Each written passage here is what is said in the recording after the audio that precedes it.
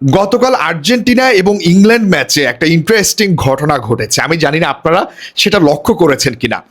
Messi যখন second অ্যাসিস্টটা করেন Lautaro মার্টিনেজকে, তখন যদি আপনি লক্ষ্য করেন ইংল্যান্ডের প্রায় 6-7 জন ডিফেন্ডার বক্সের ভিতরেই ছিল এবং তাদের হাইট হচ্ছে 1.85 মিটার।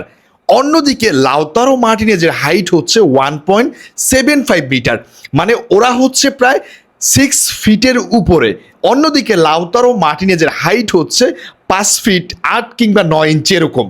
সেই জায়গাটাতে লাউতারো মার্টিনেজ হাইটে কম হওয়া সত্ত্বেও ওই বলটাকে গোলে কনভার্ট করেছেন। এর কারণ কি? এর কারণ হচ্ছে ভাই মেসি ম্যাজিক।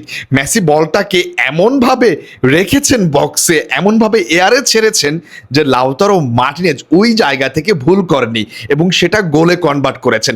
আপনি এটাকে মেসির ম্যাজিক্যাল মোমেন্ট হিসেবে বলতেই পারেন, যার কাছে অনেক সময় ফিজিক্সের সূত্র কাজ করে না।